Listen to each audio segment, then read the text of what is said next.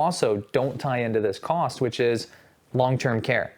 People have this huge misunderstanding that Medicare is going to pay for long-term care, which is defined as in-home health care or nursing home care when somebody hits the point where they can't eat, feed themselves, bathe themselves, transfer from the bedroom to the toilet to the shower. When those things become too tough for an individual, they need some type of ancillary care. Somebody to watch them, make sure they don't fall over in the shower, somebody to help them eat and use the bathroom.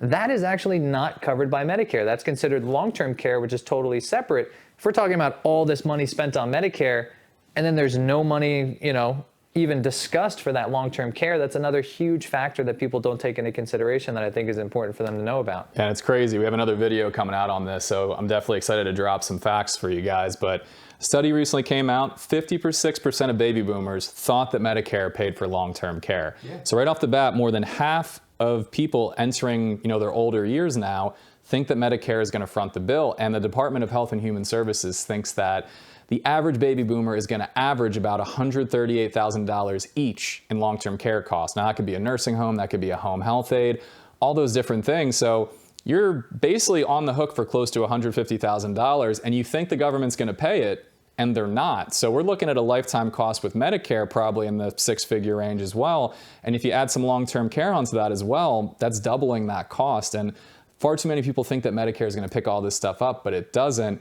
And to kind of even deepen that, 70% of people say they don't want to stay in a nursing home. And obviously there's different types of long-term care and everything like that, but 70% of people are going to need long-term care. So the same amount of people who don't want to go to a nursing home are the same people that are probably going to need one at some point. And that cost can be anywhere from $5,000 to $10,000 to $15,000 a month, depending on where you live. It can get very, very high and super burdensome. Yeah, and here in New Jersey, for an example, it's around $9,000 a month to have a live-in home health aide. Even to just have somebody there 8 hours a day is about the same cost, $9,000 a month to have someone in the house taking care of you for what Medicare doesn't cover. A nursing home is even more expensive, and that's the least preferred method for people. So most people won't want to go to a nursing home, even though most people will need that type of care. The majority of people have started to steer towards staying home and having an in-home health aide there, but that cost is just as burdensome. At $9,000 a month, doing that over a year is around $100,000, and if you need it for a year and a half on average, that could be very, very expensive. Between Medicare, medical costs, long-term care costs, we're talking about needing maybe $500,000 per person. That between a couple is $1 million. A lot of people say, hey, if you want to retire on $1 million and only take out a small amount each year to live on so you don't run out of money, you're going to live off of $40,000 a year. Well, you might just need all that money just for medical expenses rather than just living expenses. So definitely a huge topic of conversation that people should bring up earlier in their journey through Medicare is, what am I going to do about this long-term care? Because as we know, there are solutions, things like long-term care insurance, where you can pay a relative premium and then they will pay you back a monthly fee to handle all of this in-home health care, which is a great option. But as you are aware of, if you don't have the money for that, then it comes down to this Medicaid spend down scenario, which can definitely take a toll on any assets left over to the family.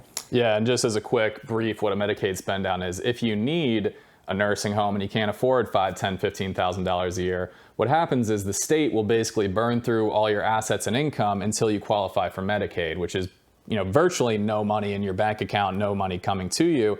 And at that point, you can take Medicaid and everything's covered, but if it's 50, 100, whatever it is, you're going to burn through potentially hundreds of thousands of dollars worth of money before that happens. So it's really unfortunate that people don't see that coming. It takes away all the inheritance from your kids. A lot of people think, I'm going to leave this to my kids. I'm going to leave them the house that I paid off. And unfortunately, during this Medicaid spend down to get long-term care that Medicare doesn't cover, you spend away all those assets you were going to leave to your kids. And they do let you keep the house while you're still alive, but Medicaid is not really free insurance. It's kind of a loan from the government, where if they pay for a year's worth of nursing home care at a value of $150,000, when you pass away, they're going to send you a bill or put a lien against your estate for that $150,000 that they spent. So a lot of people say, oh, in the Medicaid spend down, I can get rid of all the money I have, but I can still hold on to this house and pass it to my kids, only for the kids to find out, well, the government put out $150,000 on your behalf. Now they want that money back so they can use it for somebody else, which is not a terrible thing. But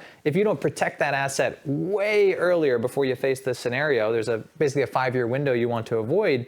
If you don't protect that house, the government comes back and says, hey, we're putting a lien against your estate, which includes that house that you're trying to leave to your kids. So The kids kind of suffer the worst if they're planning on, in any sense, getting the house that their parents want to send down their way or getting any assets. There's nothing left for the kids once you get done this Medicaid spend down and having Medicaid pay for you to be in a nursing home.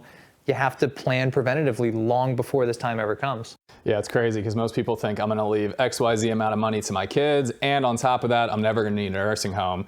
And because both are not true. Exactly. And it's sad, like we shouldn't laugh because Yeah. we get caught in the crossfire of this, but it's like just, a stubbornness and a failure to have these tough conversations now can really hurt you down the line when you least expect it. And we actually had this happen to a friend of ours. They didn't have these conversations. Their mom out of nowhere needed long-term care and basically couldn't take care of herself. And at that point she said, okay, what kind of insurance can I get? What kind of government help is there? And unfortunately, it's nothing. There's nothing you can get at that point. Correct. And most kids find themselves in this transition period taking care of their parents themselves. You're the one that needs to help your parents transfer from one place to another, to eat, to bathe, to dress, and to do that full time, which is almost 24 hours a day. You've got to leave your job. You can't be working full time and taking care of your parents full time. If you have your own kids, you can't be taking care of your own kids. A lot of people don't realize, and I think we, on the new video we're doing, have a couple pieces coming out on this, how many people or how many kids are providing unpaid care to their parents at the sacrifice of their own career and their own family, which we will do for our parents, but a little bit of planning ahead helps you avoid such a rough situation in which some people can't afford to leave their jobs to take care of their parents full time, and it puts you in a really tough and hard to live with situation. Yeah, it's interesting because I actually have a lot of clients, a lot of what we do is turning 65 Medicare stuff, and I talk to tons of people in their mid 60s who say, okay, this is the time I'm taking care of my parents, and they usually leave work, and at that point you might need every dollar you can get, but they say, I literally can't afford anything else. I need to work at this point. And I need to take care of my parents. Most people we meet have the same statement, which is, I'm not going to a nursing home. When I get to that point, push me off a cliff. And it doesn't happen to be like that. You end up hitting this point in your life where you want to see your grandchildren get born. You want to see maybe your grandkids graduate high school or get married themselves. And you start to find more and more things to live for that in a younger age you say, I don't want to live that long, just push me off a cliff. But when you get older, you say, no, I do want to still be here, but you hadn't planned for it. So our biggest advice is if you haven't planned for it yet, start planning for it now. There's no time that's too early. And I think that lets us, wrap up that piece. We'll summarize where we've come to so far and then move on to the next, which is that, one, Medicare is a lot more expensive for people than they come to realize or come to plan for, right? A comprehensive Medicare policy might be $300 a month or more based on income per person. That could span around $150,000 per person in a lifetime. And then you have to add on that cost of long-term care, which people don't realize Medicare doesn't cover whatsoever. So we've got the high cost of Medicare in itself. We've got long-term care insurance, which adds another high cost. And we will take a pause and notate, yes, there are other types of Medicare policies that don't involve an extra premium and may be a bit cheaper, but then they have a highly variable cost because you're paying as you go. Your out-of-pocket max maybe $8,000 to $10,000, which leaves you a lot of, could I pay nothing this year and $10,000 next year? Yes, even averaging that, we'll probably find around the same sort of average price put out depending on the state that you live in, all right?